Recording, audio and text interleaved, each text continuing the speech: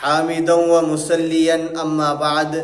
أعوذ بالله من الشيطان الرجيم بسم الله الرحمن الرحيم۔ محترم بزرگوں دوستو، اللہ تبارک و تعالی نے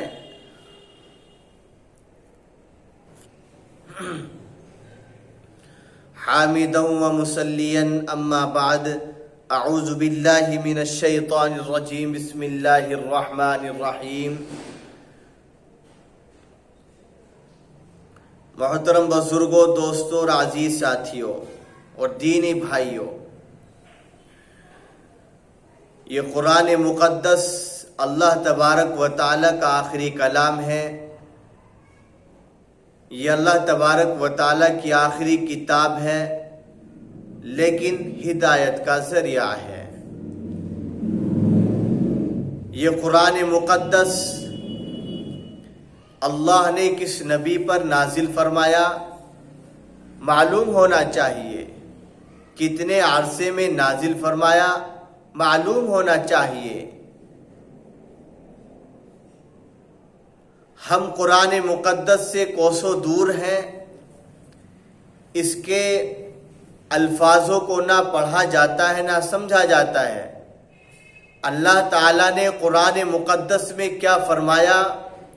کیا سمجھایا، اور قرآن مقدس کس چیز کی تعلیم دیتا ہے، کیا سمجھاتا ہے، کیا بتاتا ہے، یہ باتیں ہمیں جب ہی معلوم ہوگی کہ جب ہم قرآن مقدس سے لگاؤ اور تعلق اور قرآن مقدس کو اپنی زندگی کے اندر داخل کرنے کا شوق اور ذوق بھی رکھتے ہوں گے۔ روزانہ پڑھنا، اس کی تلاوت کرنا قرآن مقدس سے محبت کی علامت ہے۔ قرآن مقدس کو سمجھ کر پڑھنا چاہیے یا بغیر سمجھے پڑھا جائے۔ قرآن مقدس کے ایک ایک الفاظ پر، ایک ایک حرف پر اللہ کی کرم فرمائی، اللہ تبارک و تعالی کی یہ مشفقانہ انداز کے بغیر سمجھے اللہ تبارک و تعالی کے اس کلام کو پڑھا جائے، جو بھی پڑھے گا مرد ہو یا عورت، اللہ تعالی اس کے لیے ایک ایک حرف پر 10 نیکیاں لکھتے ہیں۔ یہ اللہ تبارک و تعالی کی اپنے بندوں پر بڑی مہربانی اور بڑی کرم فرمائی کا مظاہرہ ہے۔ لیکن اس میں کوئی شک نہیں ہے کہ قرآن مقدس کے نزول کا مقصد اس کی تلاوت کرنا، اس کو سمجھنا اور اس پر عمل کرنا ہے۔ ہزاروں اور لاکھوں بچے، مرد ہو یا عورت، جوان ہو یا بوڑھے، قرآن مقدس کی تعلیم حاصل کرتے ہیں، لیکن اس کو سمجھتے کتنے ہیں، اس کو جانتے کتنے ہیں، اس کے معنی، اس کے مطالب کتنے سمجھتے ہیں، اس کا اندازہ آپ خود کر سکتے ہیں۔ آپ اپنے محلے میں، آپ اپنی بستی میں، آپ اپنے شہر میں اور اپنے گھر کے اندر اس کا اندازہ لگا سکتے ہیں۔ اور اندازہ لگانا بہت آسان ہے کہ میرے گھر کے اندر قرآن مقدس کو کتنے آدمی سمجھتے ہیں، کتنے اس پر عمل کرتے ہیں۔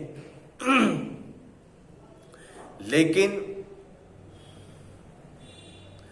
یہ اتنا آسان نہیں ہے، اور جب انسان اس کی طرف آتا ہے، جب انسان اس کی کوشش کرتا ہے، جب انسان اللہ تعالیٰ کی اس نازل کردہ قرآن مقدس کو سمجھنے کی اللہ تبارک و تعالیٰ کا سہارا لیتا ہے، تو میرے محترم بزرگوں دوستو، اللہ تعالیٰ اس کی راہیں آسان کر دیتا ہے۔ یہ صحیح ہے کہ بغیر عربی کی تعلیم اور دین کا فہم حاصل کیے قرآن مقدس کا صحیح انداز، قرآن مقدس کا مزاج، قرآن مقدس کے معنی و مطالب صحیح طور پر نہیں سمجھا جا سکتا۔ لیکن کیا کوئی طریقہ ایسا ہو سکتا ہے کہ طلبہ کو، بوڑھوں کو، جوان کو، مردوں کو، عورتوں کو قرآن مقدس کا مقصد کچھ ایسے آسان طریقوں سے ان کے ذہن نشیں کرا دیا جائے کہ وہ اس مقدس کتاب سے، جس کو وہ روزانہ پڑھ رہے ہیں، روزانہ قرآن مقدس کی تلاوت کر رہے ہیں، بالکل بے تعلق نہ رہیں، اور ان میں اس کو سمجھنے کے شعور کو بیدار کر دیا جائے۔ اس مقصد کو حاصل کرنے کے لیے میرے محترم بزرگوں، دوستو، ہمیں کوشش کرنی ہوگی، محنت کرنی ہوگی، جب کہیں جا کر یہ مسئلہ حل ہوگا۔ بچے مکتب کے اندر، مدرسوں کے اندر جاتے ہیں، پڑھتے ہیں، لیکن قبل اس کے بچوں کو قصے کہانی کا سننا، بچوں کو قصے کہانی کا بڑا شوق ہوتا ہے، بڑے شوق سے سنتے ہیں، بڑے دھیان سے سنتے ہیں، جی لگا کر سنتے ہیں۔ قرآن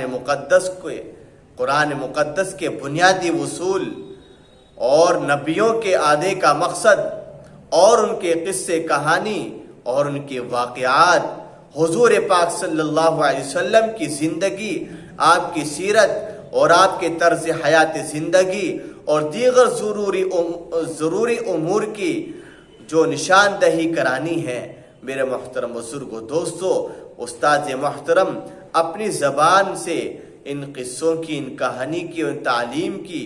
صحیح طریقوں سے نشاندہی کرا سکتا ہے۔ میرے ذہن میں ایک تجویز آئی، وہ تجویز یہ ہے کہ بچے ہمارے سامنے پڑھنے آتے ہیں اور بچوں کے سامنے استاد محترم کسی بھی نبی کا واقعہ، کسی بھی نبی کا قصہ قرآن مقدس کی روشنی میں اس کو بتا دیا جائے، اور پھر اس کے بعد بچوں سے اس قصے کو، اس واقعے کو سنا جائے۔ میں سمجھتا ہوں کہ جب یہ محنت، جب یہ کوشش استاد محترم اپنے بچوں پر کرے گا، اپنے طلباء پر کرے گا، تو میرے محترم بزرگوں، دوستو، یہ بچپنا اور یہ نوجوان اس کے دل و دماغ میں قرآن مقدس کی محبت، قرآن مقدس کا عشق اور نبیوں کے واقعات، نبی کریم صلی اللہ علیہ وسلم کی حیات زندگی، طرز زندگی، اللہ کے نبی صلی اللہ علیہ وسلم کے اخلاق اس کے ذہن و دماغ کے اندر بیٹھتے چلے جائیں گے۔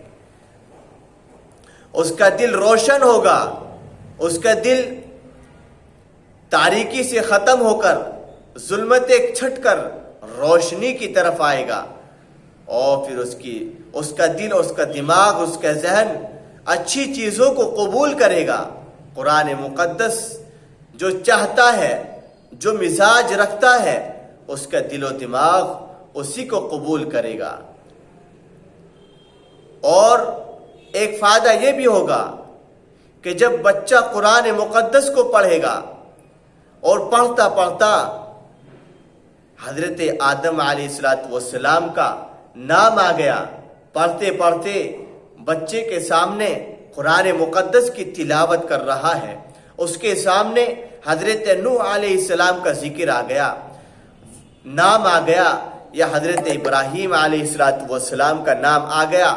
یا پھر حضرت موسیٰ